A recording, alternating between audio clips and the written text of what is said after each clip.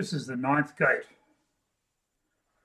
of Kammasaka Zen, known as the Gate of No Gate. This is Dharma Talk 1. And the first Dharma talk is about understanding this gate of no gate, the paradox of this gate of no gate, and the concept of the gate of no gate. It is one of the most compelling and interesting aspects of Zen Buddhism. And it embodies a profound paradox that has truly captivated practitioners and philosophers for centuries. This no gate, as it appears in Zen, in the Zen teachings, it especially resonates with Kammasaka's ninth gate. It signifies a threshold of enlightenment and an ultimate liberation. So the concept that represents a gateway that both is and isn't there, existing in a realm that seems to just transcend any sort of ordinary logic. So this gate of no gate can be understood as both literal and a profound Zen koan itself. So, koans, they're short enigmatic stories or questions that simply defy conventional understanding. They are intended to help practitioners to help break free from nihilistic or dualistic thinking, and also to move away from intellectual grasping. And when the goal of contemplating these koans is also to try and encourage sudden insight into the nature of reality. However, this concept of no gate is more than just an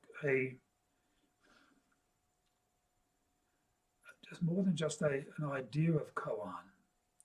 It's a metaphor for the spiritual path itself. So to understand Zen fully, one must confront and be prepared to pass through this gate of no gate. Yet, paradoxically, there is no gate. It doesn't exist. Not in any real sense, anyway. There are no barriers to Zen. There are no gates, there are no walls, there's no doors that separate practitioners from the attainment of understanding, awareness, satori, kensho. Nor is there a separation between enlightenment and the everyday world. So this particular paradox is at the heart of Zen, and it captures the essence of the ninth gate of Kammasaka.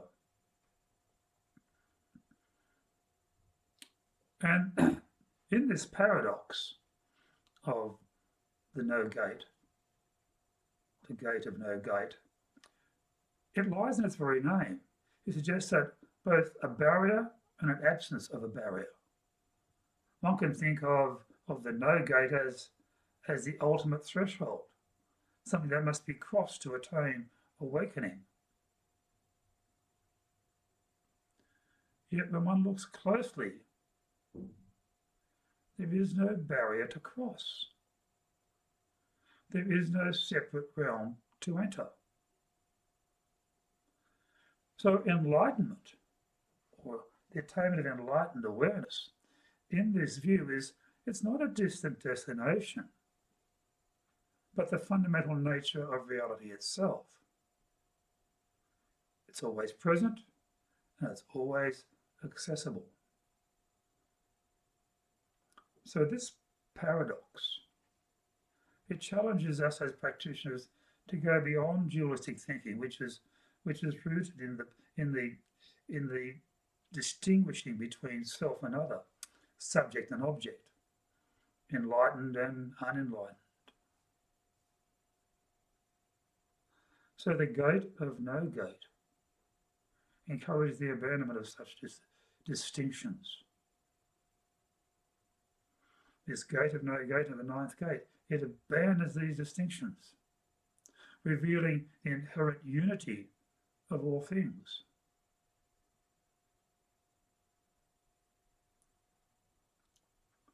So this great path, the great path on which we tread, our spiritual path, there are no barriers, there are no gates, but thousands of roads can enter it.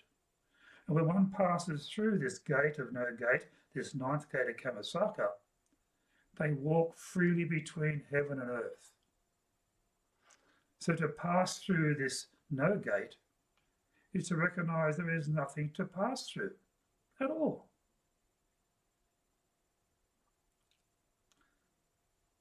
This is not a logical realization, but rather an experiential one. And it's often marked by a sudden, profound shift in perception. In Zen, this is known as Kensho, a moment of awakening, when one directly experiences the non-dual nature of existence. So the gate of no gate, the ninth gate of Kamasaka, remains a barrier only for as long as the mind clings to conceptual thinking.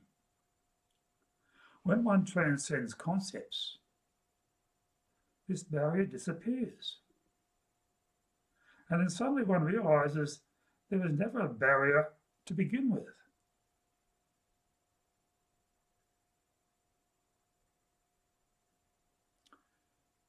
In the practice of Zen, or this practice, it's built around the paradoxes of the koan. And koan study, zazen, sitting meditation, and the guidance of a teacher, they all serve to point practitioners towards this entryway, this no gate to pass through. And each of these practices is a mean to go beyond intellectual understanding and allows us as practitioners to encounter our own minds directly.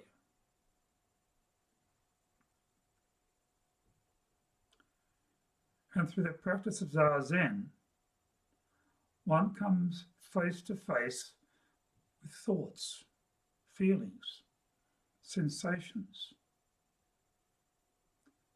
and observes them without attachment or aversion or judgmentally.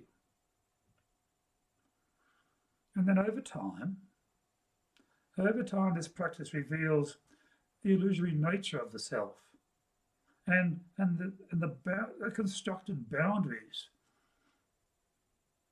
that creates this complete sense of separation. So the ninth gate, it focuses on the embodiment of this insight. So passing through this no gate barrier, it's not merely an intellectual emotional realization. It requires a radical letting go of self-centered concerns and, of course, dualistic thinking.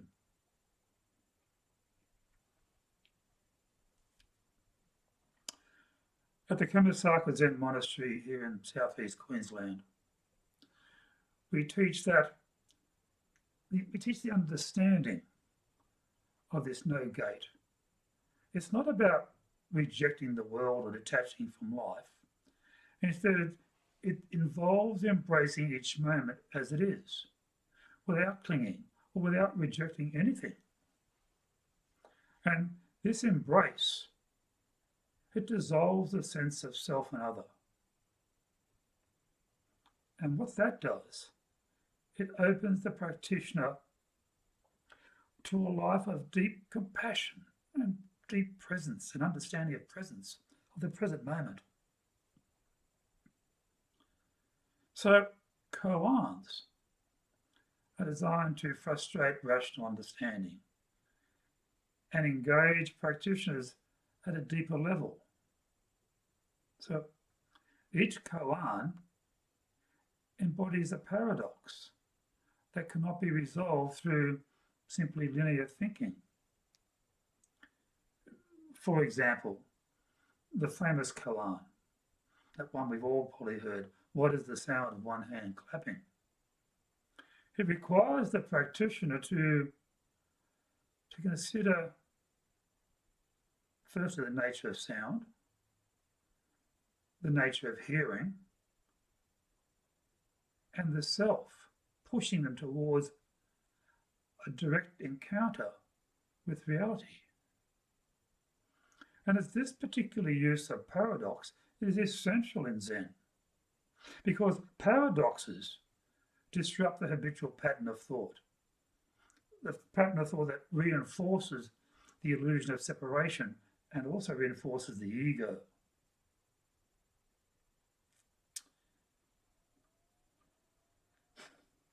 They reveal the limitations of our conceptual understanding, and they encourage us as practitioners to trust our own intuition and to move beyond intellectual analysis.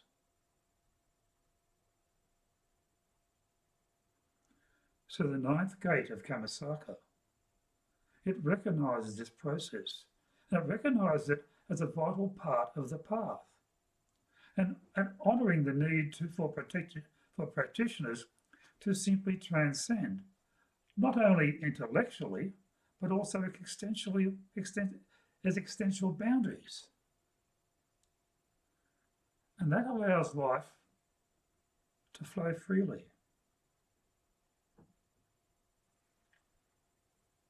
One of the profound insights in Zen is that enlightenment is not separate from daily life. So passing through this no-gate barrier does not mean retreating to a mountaintop or a monastery. Instead, it involves engaging fully with the world, free from attachments and illusions. And this understanding is reflected in the Zen emphasis on mindfulness in every activity. So the ninth gate, it invites practitioners to bring the insight of the gate of no gate to every aspect of their lives.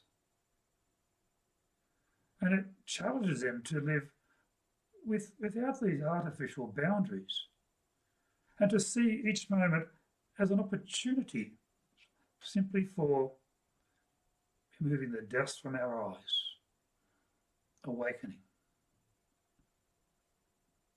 But this requires a continual letting go of concepts, judgments, and attachments. And this is what will allow one to respond to life with authenticity and spontaneity. So in this way, the ninth gate becomes not a final destination, but rather a way of living, a way of embodying the paradox of the gate of no gate in every action and every one of our interactions.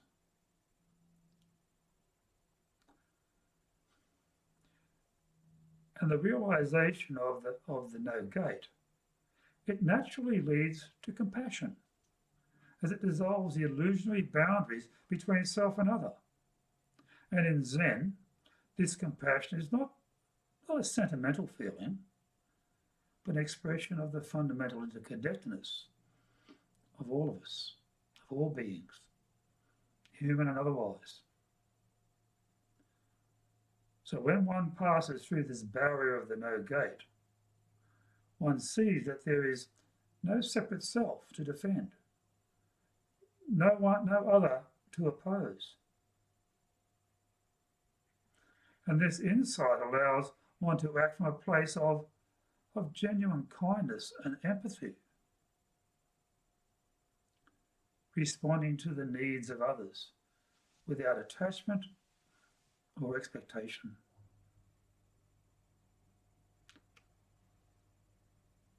The ninth gate emphasizes the cultivation of this compassionate awareness. Practitioners are encouraged to let go of self-centered concerns and to act in ways that benefit all beings. But this is not imposed morally, but rather it's a natural expression of the realization that all beings share the same essence. And by understanding this concept of the gate of no gate and the barrier, or the barrier of no barrier, one sees that helping others is helping oneself and vice versa.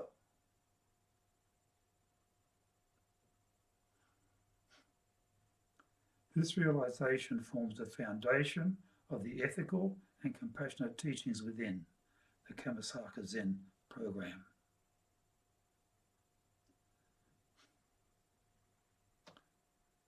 Zen often speaks of cultivating a no-gate mind, a mind that does not cling to fixed views or rigid concepts. And this state of mind is open, it's receptive, and free from the limitations of dualistic thinking.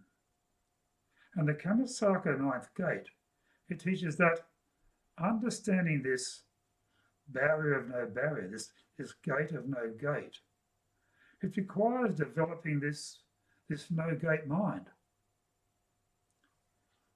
It involves a practice of continual letting go, embracing each moment as they arise, and meeting each experience with pure equanimity.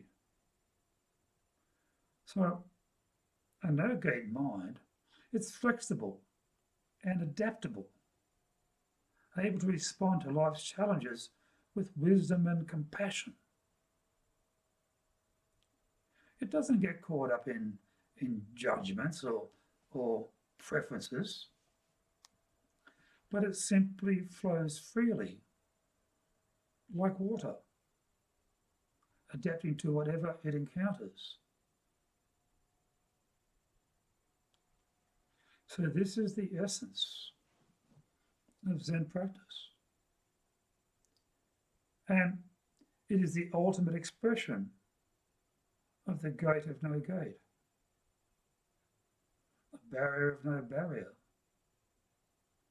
And by cultivating this no-gate mind, practitioners learn to live without fear, without attachment, and without the illusion of a separate self. And this state of mind allows them to move through the world in a state of ease, embodying the teachings of the ninth gate of Kammasaka.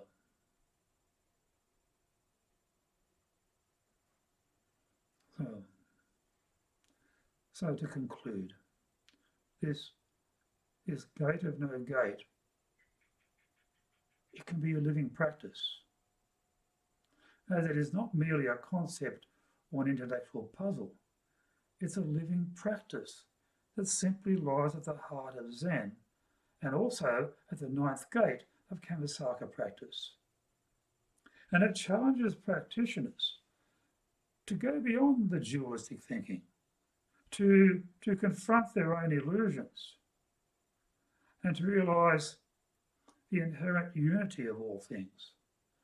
And by passing through these barriers, this barrier of no barrier, one comes to see there was never a barrier to begin with.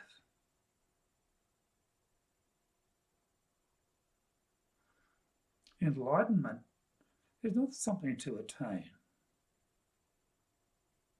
but the recognition of what has always been. And the ninth gate encourages practitioners to bring these insights of this gate of no gate into every aspect of their lives. This means living with a no-gate mind, embracing each moment with compassion and responding to life's challenges simply with wisdom and equanimity. So the teaching of no gate, the teaching of no barrier, the barrier of no barriers, teaches that we are not separate. There is no separation between self and other, between enlightenment and the everyday. There is no separation. It's all one.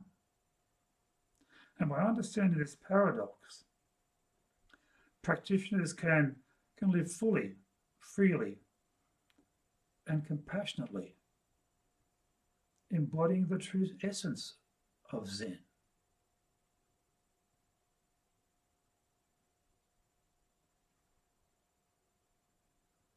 So, in this way, the gate of no gate becomes not only a path to enlightenment, but a way of life, a way of being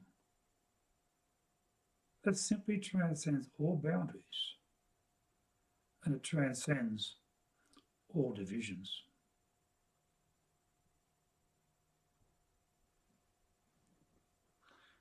Welcome to the ninth gate. I hope you enjoy this one.